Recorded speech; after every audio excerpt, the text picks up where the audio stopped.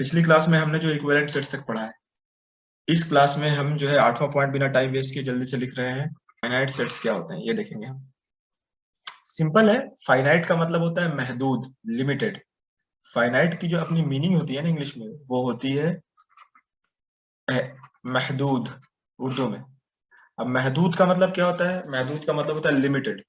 तो फाइनाइट कह लो चाहे लिमिटेड कह लो। और इनफाइनाइट का मतलब होता है अनलिमिटेड। ओके, अब फाइनाइट सेट्स का मतलब क्या हुआ? जाहिर सी बात है, सेट्स में बहुत सारे एलिमेंट्स होते हैं। अब वो एलिमेंट कितने ठो हैं, देहाती भाषा में अगर हम समझें, कितने एलिमेंट्स हैं गिन के अगर देखा जाए तो। ठीक है, जैसे हम कार्डिनल नंबर भी देख रहे थे कि नंबर ऑफ डिस्टिंक्ट एलिमेंट्स, तो वो कितने हैं? अगर उसे हम गिने तो क्या वो अनगिनत है, या क्या उसे गिना जा सकता है? तो ये दोनों बातें हैं। तो ये सिंपल है, इंग्लिश का एक वर्ड है फाइनाइट।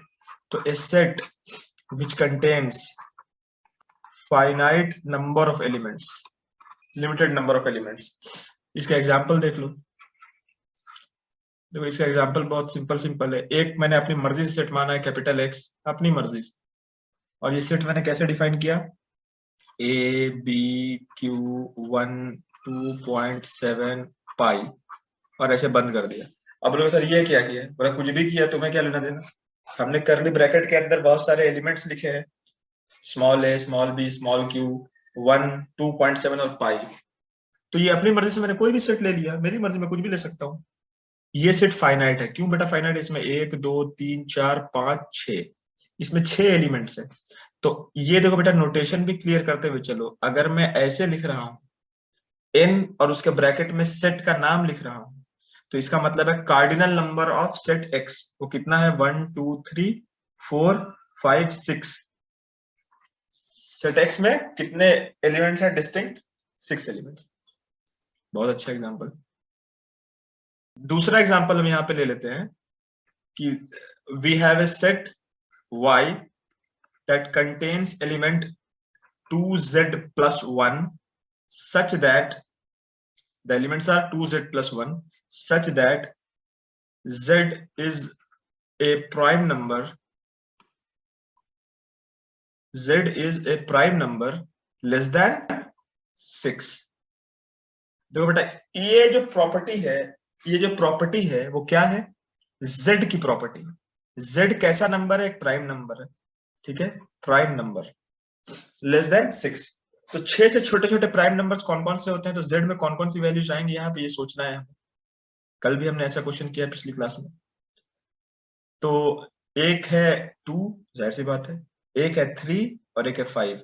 इसके आगे एक नंबर होता है 7, प्राइम नंबर जो होता है। बट हम मजबूर है कि हमें कहां तक लेना है? हमें सिर्फ लेना है 6 तक, 6 से छोटा। लेकिन जो बेटा एलिमेंट्स दिखाएंगे, प्रॉपर्टी तो हमने देख लिया कि z कौन कौन से सेटिस्फाई कर रहा है, लेकिन जो हम एलिमेंट्स डालेंगे वो 2z plus 1 की फॉर्म में होना चाहिए। तो अगर 2 है तो 2 को अगर मैं z की जगह पुट करूं तो 2 × 2 + 1 5 आएगा। 3 को अगर मैं z की जगह पुट करूं तो 2 × 3 6, 6 + 1 7 आएगा। 5 को अगर मैं z की जगह पुट करता हूं तो 5 × 2 10 11 आएगा। एक चीज तुमने और की बेटा, ये तीनों ऑड नंबर है। क्यों आया?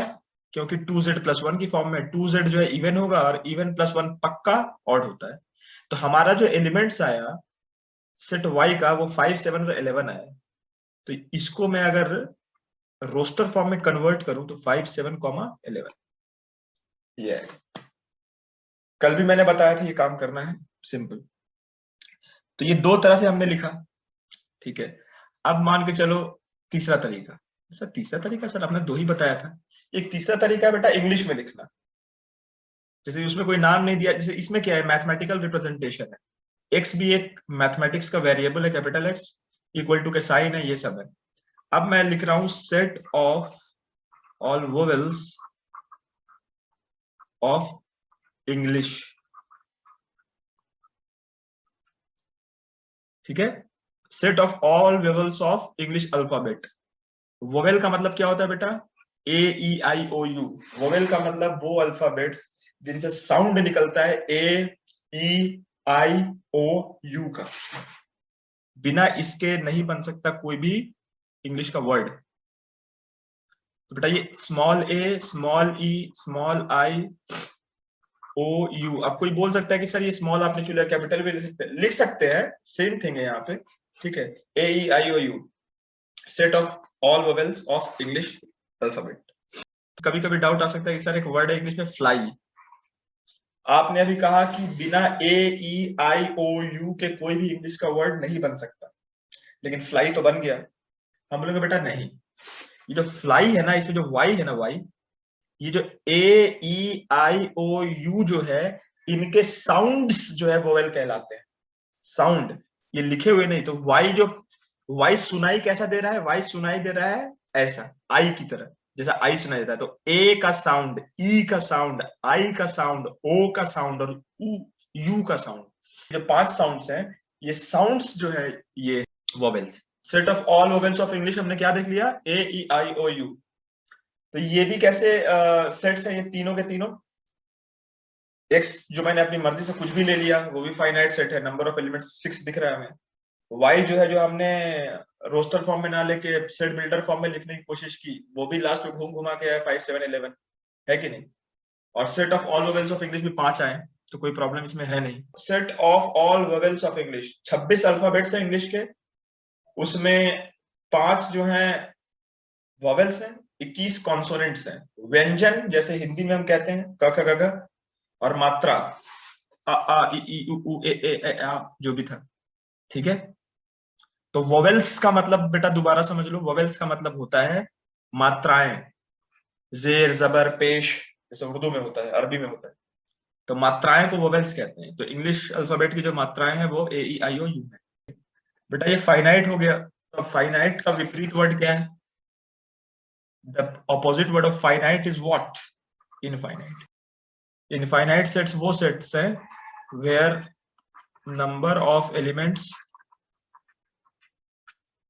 are infinite. देखो बेटा, दुनिया में ऐसे ऐसे लोगों से पाला पड़ा है कि वो ये सोचते हैं कि जब तक सेट के अंदर इंफिनिटी ना लिखा हुआ रहे तो इनफाइनाइट सेट नहीं होता। ऐसा नहीं है, नंबर ऑफ एलिमेंट्स इनफाइनाइट होना चाहिए।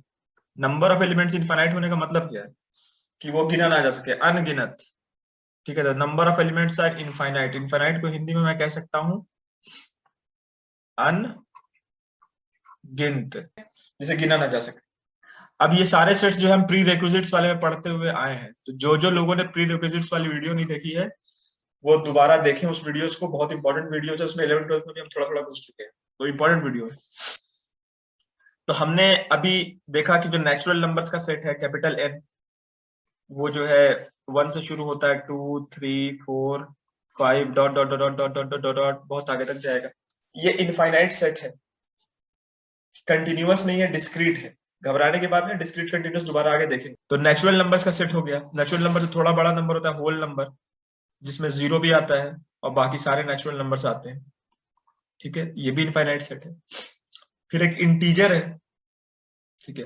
इंटीजर में जो है नंबर्स जो है नेगेटिव से शुरू होते हैं,